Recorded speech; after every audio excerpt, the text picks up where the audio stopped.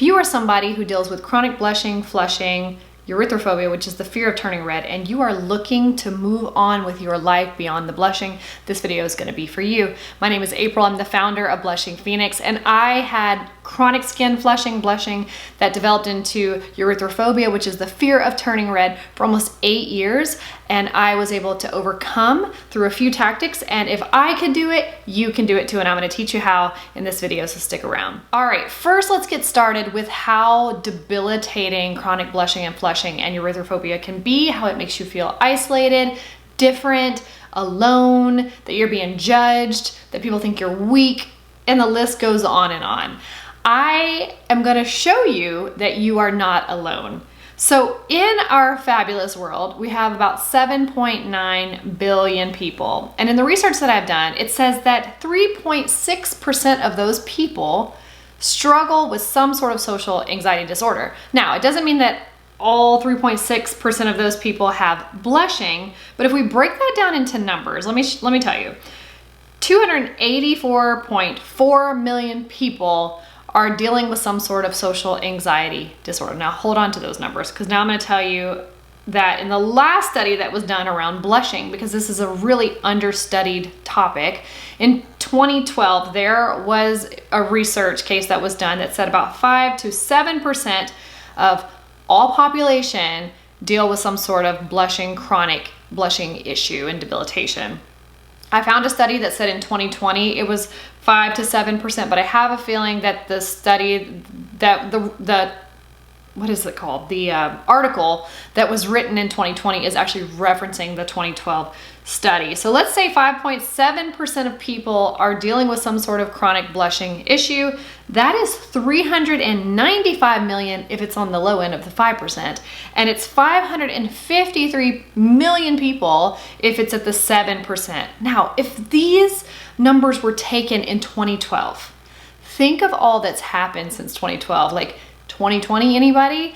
But even just the things that have happened in politics worldwide, the things that have happened with COVID worldwide. So it was 5 to 7% in 2012. I have a high suspicion that it's a lot higher now in 2024. But I wanted to give you those numbers because you are not alone. You are absolutely not alone. And I think that so often people I hear from, and just from my own experience, that so much of what was so debilitating about that condition of erythrophobia and dealing with chronic blushing is that you just feel isolated and alone, because you look out and you see people around you that aren't flushing red and turning all beet red on their face. And so it just further isolates you into this belief system that you are alone and nobody understands. But let me tell you, they may not be in your inner circle or right there in your sphere, but 395 million to 553 million-ish people are dealing specifically with chronic blushing. A lot of times it stems from social anxiety, but it even says that 3.6% of people are dealing with social anxiety to some degree. So those numbers don't quite add up. So I'm thinking, let's say somewhere between 200 million and 500 million people are dealing with chronic blushing, as much as we can put together with the very minimal research that's out there. So I want to take a pause to tell you, you're not alone. There are a lot of people that are dealing with chronic blushing, whether they talk about it or not, whether they show up on my YouTube channel or not, whether they message me or not, or you see them or not, they are out there. All right, so let's jump right into how can you overcome chronic blushing and erythrophobia. Ready? Exposure. Now, I know you probably want to turn my video off immediately once I say it's exposure, but to be honest, that is what it is. You're going to have to do something, because it starts in the mind. I think it starts in like, what am I believing about this? What am I believing that other people are thinking about this? And what am I believing about myself because this happens to me? And that starts this whole slew of ideals and reactions and hiding yourself away from the world because you think that they think, but really it's all about what you've deemed you've deemed what it means. So let me tell you what exposure means according to American Psychological Association. The exposure to the feared objects, activities, or situations in a safe environment helps reduce fear and decrease avoidance. Exposure therapy has been scientifically demonstrated to be a helpful treatment or treatment component for a range of problems, including phobias and panic disorder. When it comes to my own story, exposure is absolutely what did it for me. If it got wired in, I believe it can be rewired. If it was wired that way and I didn't always operate that way, I wasn't always a chronic blusher. It was certain situations that created that, and then it created the belief system because of it and how it made me look in a social setting and what it made me think about myself for my own career growth, specifically in my story because I was at work when it first started happening. And I know for a lot of people, they were in school and it was a teacher or it was some other children that were around them, and it's how it made them feel in the group. And so if it happened in an exposed environment, it gets rewired in an exposed environment. I know that you may immediately be like, absolutely not, because that's how I felt the first time that I even started Blushing Phoenix and wanted to talk about erythrophobia. That was not what I wanted to start my YouTube channel about. This is not at all what I thought I would be doing, and I am so grateful that I am, because it's allowed me to meet so many people like you, and there are so many of you that are showing up here each day that I think are speaking to the fact that somewhere between 200 million and 500 something million are dealing with this struggle, and we don't have to. That's the thing about it, is that it is truly a silent suffering that we can get ourselves out of, and I am proof of that. So let me tell you about exposure, and then I want to try to convince you of why you should start that journey and at least how to get started. I'll tell you 3 ways, 3 kind of technique tip things to get you started, okay? First and foremost, I always recommend that you talk to some sort of trained professional. It doesn't necessarily have to be a licensed psychologist unless you just really want that, but some sort of therapist, coach, really good friend, somebody that you trust and that you look up to in the sense of they live their life in a way that is very honorable, because those are the type of people that can really help give you the confidence or help you tap into your confidence. Nobody gives you anything. You have to obtain it yourself. But if you're working with a psychiatrist or psychologist or a therapist, somebody who is licensed and trained, or a coach who's gone through some sort of credible coaching program, or just a person who has who knows about exposure and who knows how to help you overcome yourself as you're leaning into those exposures. First and foremost, I always recommend that. I'm not a doctor, I'm not a licensed professional, I'm a random person on the internet who went through this myself. And so feel free to take as much as you need from my channel and my resources, but I always recommend that you talk to somebody who could walk you through it directly if you're needing that type of coaching and that type of hand-holding as you're bridging those gaps. So first and foremost. So let's jump into what I did. So I started this channel. That was the first thing for me. I was terrified. I was shaking. I just felt like so insecure talking to nobody on the internet, and this channel has grown, and this has become a platform of really speaking out and using my voice and teaching others by my own example and through people in the comments and guests that I have on the channel to say that you can absolutely overcome this, because it feels so debilitating and that there's no answers when you look on the internet. So that was the first step for me. You can look through my channel. There are so many videos of how I started with thinking it was my birth control, and it had to do with my hormones. Then I thought it had to do with my diet. Then I thought it had to do with some other psychological aspects of some things that were going on. I have explored so many different avenues, and I think that there's some truth in many of those aspects. But for me, it really came down to my belief system. What am I believing? It had to do with self-worth. It had to do with, yes, social anxiety, but I think we cling to social anxiety like, oh, it's because I have social anxiety. I have social anxiety. But I think there's layers under that. Like, why do we have so much social anxiety? If we are a people that were like in our nervous system, in our bodies, we're built to be in community, and yet we want to avoid people around us. For me, I needed to peel back that layer, because to just say I'm socially anxious was not good enough, and it was hindering my life. I don't want to walk through my life afraid to talk to a clerk at the store, or afraid to have a conversation with my doctor and really advocate for my health. Like, I don't want to be socially anxious. So even if I felt socially anxious, I needed to peel back that layer. I want to be able to meet new people, and I want to be able to speak at events. And I think there's always going to be a little bit of nerve-wracking in there, because that's like a huge fear of people's in general, is public speaking. And so I just wanted to peel back that layer on social anxiety. I feel like it was deeper than that. And then as I peeled back that layer, it's like, well, why would I be so socially anxious if I'm confident and secure in myself, and I know and own my self-worth? And that's what it came down to for me. And I know that it's so easy to gloss over self-worth, because even I was that way. I was like, I heard so many things about self-worth, and it just let it fly over my head because it didn't relate to me. I couldn't resonate with that. But when I really started to sit down and think about, what am I believing about this thing that's making me feel like I can't show up and that I have to hide? And I got really quiet and alone. Started spending a lot of time with myself. I stopped researching and looking for all the answers, and I just started asking myself, like, what are you trying to say to me, body? And spent time alone, and I started to realize that it was a self-worth issue, and that I had spent many of my younger years giving my identity to the outside world for the outside world to determine who I was.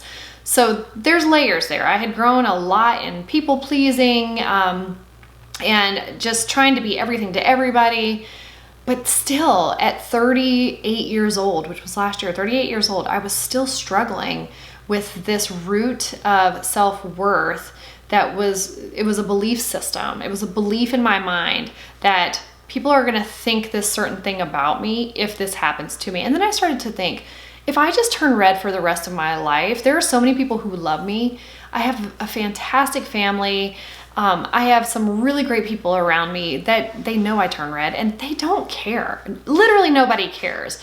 So yes, there may be people that are like, oh my gosh, you just turned all red, or oh, well, look at you, it look like a tomato. That's just the world around us. I mean, go post something on social media that you have good intent with, and watch how many people just slaughter you for even putting yourself out there. So we kind of have to get comfortable with that. Not in our inner circles. I don't think you should have those type of people in your inner circles, but we have to kind of get comfortable with that with the world if we're going to show ourselves to the world. That's one thing that I've noticed if I watch TikTok or I look at anything on Instagram Reels. People really put their heart and soul into content creation for entertainment, and some of it's for like just pure entertainment, just silliness, and some of it is like really sweet, impactful stuff. And if you just jump into the comments, it is highly likely that you're going to read in those comments the people behind the computer screen or the phone screen are slaughtering that content creator. So I think it just comes with the territory. It's not new to social media. It's always been a thing with celebrities or anybody who puts themselves out there that uses their voice or has a stance on something.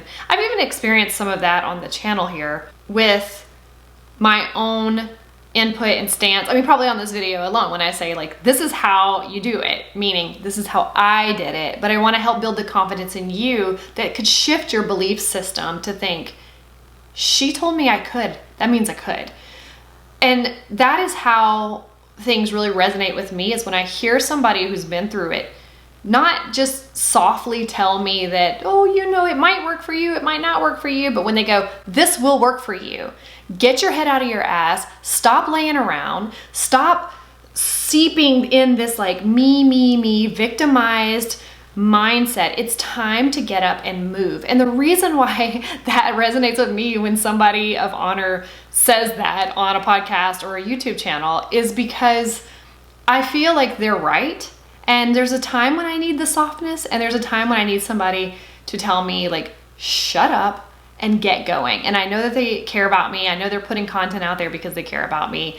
And it's time to get moving. Like, stop sulking. So even trying to find my own voice to say that to you guys here has been a challenge, because then you have people who message me and tell me you talk too much, or that doesn't work, or even when I talk about medications, they're like, well, this one's better, and you know, that one didn't work, or this one can do that. I'm like, these are all my opinions. And I say all that to say the naysayers will be there. If you've been around for a long time, you'll know, I think it was back on like my first like 50 videos. I can't remember which one it was, but I had finally gotten a thumbs down on something because I always had 100% likes on all of my videos. And one struggle for me was to receive some sort of criticism to my work, to my heart, to what I was putting out there.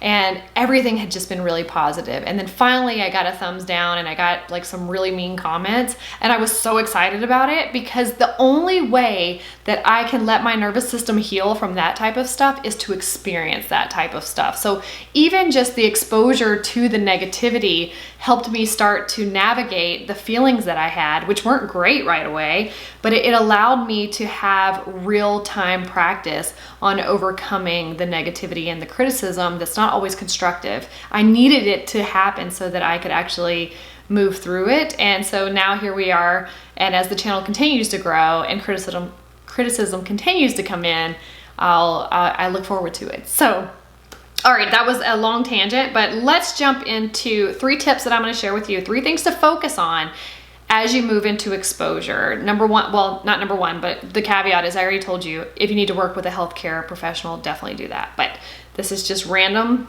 April on the internet sharing what she did, and if it's beneficial to you, then use it. Number 1, self-awareness, acceptance, self-compassion. Those are going to be huge on the journey. Now, if you wanted to jump right into action, sorry, that's going to come next. But the first thing we have to do is we have to lean in to self-acceptance. What if you never, ever, ever stop turning red? What is your life going to look like? What are you going to do? How are you going to navigate that? That's what I did. I had to think about, if this never goes away, what am I going to do? And for me, the answer was, well, I'm not going to live my life like this. I'm not going to be playing small and hiding away and not doing the things I want to do with my life. I've got so much more to give, and I've got so much more life to live that, of course, I'm going to carry on. So why would I wait to stop turning red before I do the things I want to do? That's crazy. That's ludicrous. So self-awareness, acceptance, and self-compassion for yourself. Self-awareness is huge. It's understanding who you are in the environment, how you're operating in the environment, how you're showing up in the environment, what you're feeling in your body, what you're going to say. That is huge. If you have not tapped into self-awareness, then you need to do some research on self-awareness. But self-awareness, acceptance, and self-compassion, really please don't just gloss over this in my number 1 tip. Don't gloss over it, because it is truly the foundation of everything else that you're going to do. Okay? Number 2, let's jump into exposure, but let's do it gradually. So number 2 is gradual exposure. And here's what that means. That means that it is manageable, and you're able to navigate it without feeling like you are completely hanging off the edge by yourself.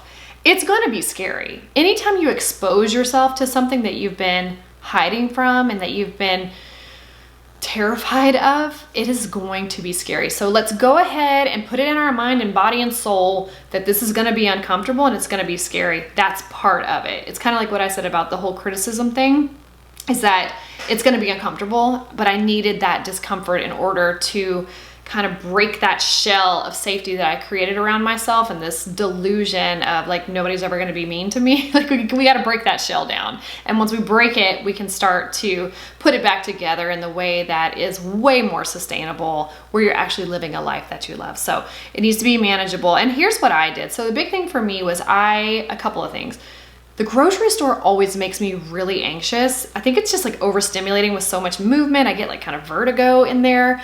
And whenever I get up to the cashier, or if I'm at a self-checkout with a cashier, I just feel like awkward, and I feel like I'm absorbing a lot of the energy, and I don't know if they want me to talk to them or not talk to them. And what I started to do, this was during the pandemic when we were wearing the mask, I started to feel safer with my mask on, something about not being able to see my face. And I would just breathe through and become very self-aware in that moment and just feel every ounce of that discomfort. It wasn't about me trying to feel better in the moment. It wasn't about me trying to overcome in the immediate moment. The first step for me was just, I want to feel the discomfort and not run away.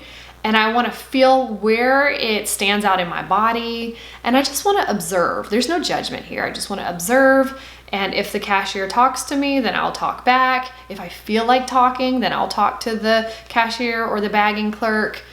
But I just want to stand here. I don't want to hide in my phone. I don't want to be fidgety. I just want to let my body absorb the discomfort. And that's where it started for me. It was like, once you get out of the environment and you survive the environment, it sends a message back to you that it was okay. So then you do it again, and then you do it again. And eventually now I can stand at the cashier's, the checkout, and I can stand there and I don't even think about it. Sometimes I think about it because it's just been something that was a part of my life for so long. And so then I have this like kind of higher level awareness, self-awareness, like watching myself, and I'm like, wow, I used to really be panicky right here. And now I'm just standing here thinking nothing, or thinking about what I need to go do next. Like, I'm just not so anchored to the discomfort of that situation. It's not uncomfortable for me anymore. And then when it comes to like self-checkout, I always felt like people are waiting on me. They're waiting on me. They're waiting on me. And I think that there's a way to be respectful of others, but I do not have to rush. And neither do you. If you need to take your time and scan something, don't feel this like pressure that everybody's waiting on you. Everybody's gonna get through the checkout. Everybody can make decisions. If somebody's like, this is taking way too long, and they wanna go to like where there's an actual like clerk, cashier, they can make the decisions that they need to make. You don't have to make it for them. The world can wait for you. So, you know, that there's two sides of the same coin. Being respectful of other people that are around you, that's a self-awareness thing. But also, they can wait. There's no need for me to rush and feel anxious that people are waiting on me. And you know what that is? That's you feeling like you're taking up too much time and space. And you really need to explore, why do I think I can't take up too much time and space? I'll leave you with that one. And then the third thing that I would recommend to you is just to look into relaxation techniques. Now, I have a lot of this stuff in my book, which is called Understanding Erythrophobia. It's an ebook. The link is in the description box below. There's all sorts of like deep dive into the details of exposures and techniques for relaxation and gradual exposure and all of those things. So if you want to check that out, feel free to check that out in the link below. But what I mean by relaxation techniques is breathing, relaxing your shoulders. All of these things help to put your body, transition your body from fight or flight into rest and digest. Like, you're moving through different parts of the nervous system. So you want to turn off that fight or flight reaction, which is fear activated. And then you want to lean into the rest and digest, which is a more restful state.